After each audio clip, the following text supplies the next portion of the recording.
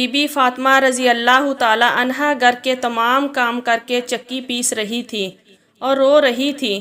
حضرت علی رضی اللہ تعالی عنہ گھر میں تشریف لائے کہ دیکھتے ہیں کہ گھر کے سارے کام ہو چکے ہیں اور فاطمہ چکی پیس رہی ہیں اور ساتھ میں رو رہی ہیں۔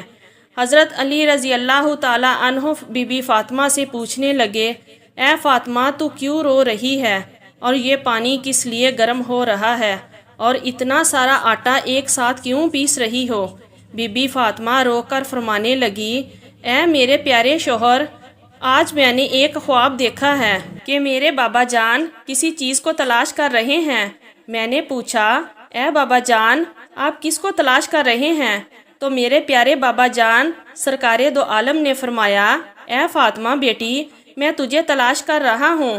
بی بی فاطمہ رو کر فرمانے لگی کہ آج کا دن میرا اس دنیا میں آخری دن ہے کہ آج میں نے اللہ کو پیارے ہو جانا ہے۔ حضرت علی رضی اللہ تعالی عنہ یہ بات سن کر بہت ہی زیادہ رونے لگے اور فرمانے لگے، اے فاطمہ ابھی تک تو پیارے نبی سرکار دو عالم کے بچھڑنے کا غم ہمارے سینے میں ہی ہے اور تو اپنے بچھڑنے کی بات کر رہی ہے، میں اس تیری جدائی کو کیسے برداشت کروں گا؟ تو بی بی فاطمہ رضی اللہ تعالی عنہا فرمانے لگی، جس طرح آپ نے میرے ابا حضور کی جدائی کا غم برداشت کیا ہے اسی طرح میری جدائی کا غم بھی برداشت کر لیجئے گا۔ حضرت علی رضی اللہ تعالی عنہ پوچھنے لگے کہ یہ پانی کیوں گرم کر رہی ہو اور یہ اتنا آٹا کیوں پیس رہی ہو؟ آج کے دن بھی تم یہ کام کر رہی ہو، تم نے بہت کام کر لیے ہیں۔ بی بی فاطمہ رو کر فرمانے لگی، اے میرے پیارے شوہر آپ کے بھی تو حق ادا کرنے ہیں، اپنے بچوں کے بھی تو حق ادا کرنے ہیں۔ میں پانی اس لیے گرم کر رہی ہوں کیونکہ اپنے دونوں بچوں کو اپنے ہاتھوں سے نہلا سکوں۔ میں آٹا اس لیے پیس رہی ہوں تاکہ میرے بچے اور آپ اس آٹے کی روٹیاں بنا کر کھا سکیں۔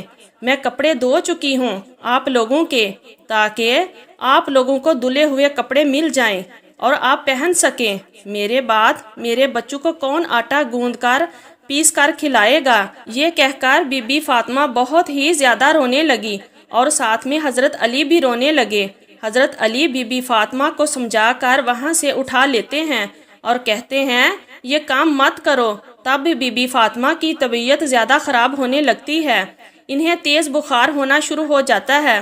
حضرت علی رضی اللہ تعالی عنہ رو رہے ہیں، بی بی فاطمہ رو رہی ہیں اور اتنے میں گھر میں امام حسن اور امام حسین تشریف لے آتے ہیں۔ وہ دونوں اپنی ماں اور باپ کو روتے ہوئے دیکھتے ہیں تو اپنی ماں کے سینے سے لگ جاتے ہیں اور اپنے باپ اور ماں کو دیکھ کر امام حسن اور امام حسین بھی رونے لگے اور پوچھنے لگے، اے بابا جان آپ کیوں رو رہے ہیں؟ حضرت علی رضی اللہ تعالی عنہ خاموش رہے، پھر بی بی فاطمہ سے پوچھنے لگے، اے امی حضور آپ کیوں رو رہے ہیں؟ تو بی بی فاطمہ نے فرمایا کہ تم دونوں اپنے نانا جان کی قبر پہ چلے جاؤ۔ امام حسن اور امام حسین پیارے نبی سرکار دو عالم کی قبر پر چلے جاتے ہیں، وہاں پر جا کر بیٹھ جاتے ہیں۔ تب ہی اندر سے آواز آتی ہے، اے میرے پیارے بچوں تم لوگ واپس اپنی ماں کے پاس چلے جاؤ، میرے پاس تو تم لوگ آتے ہی رہو گے، لیکن آج اپنی ماں کو جی بھر کے دیکھ لو، آج کے بعد تمہیں تمہاری ماں کہیں نظر نہیں آئے گی۔ جب یہ بات حسن اور حسین کے کانوں میں پڑتی ہے تو وہ دوڑتے ہوئے گھر چلے جاتے ہیں اور اپنی ماں کے سینے کے ساتھ لگ کے خوب روتے ہیں۔ حضرت علی رضی اللہ تعالی عنہ بھی رو رہے ہیں اور بی بی فاطمہ بھی رو رہی ہیں، امام حسن بھی رو رہے ہیں اور امام حسین بھی رو رہے ہیں۔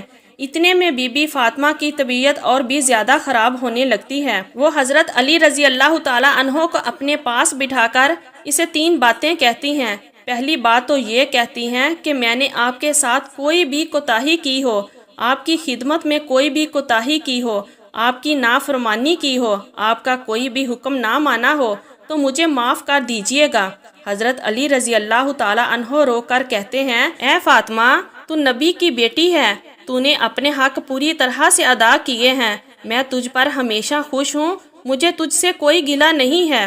بی بی فاطمہ دوسری بات کہتی ہیں، اے میرے پیارے شوہر جب میں اس دنیا سے وفات پا جاؤں آپ نے دوسری شادی کرنی ہو تو کر لیجئے گا، میرے بعد میرے بچوں کو میرے جتنا پیار بھی دیجئے گا، ان کو ماں کی کمی محسوس نہ ہونے دیجیے گا۔ اور بی بی فاطمہ کی تیسری بات آپ کو بھی حیران کر دے گی۔ بی بی فاطمہ یہ بات کہتی ہیں کہ جب میں اس دنیا سے وفات پا جاؤں تو آپ میرے جنازے میں کسی کو بھی نہ بلائیے گا۔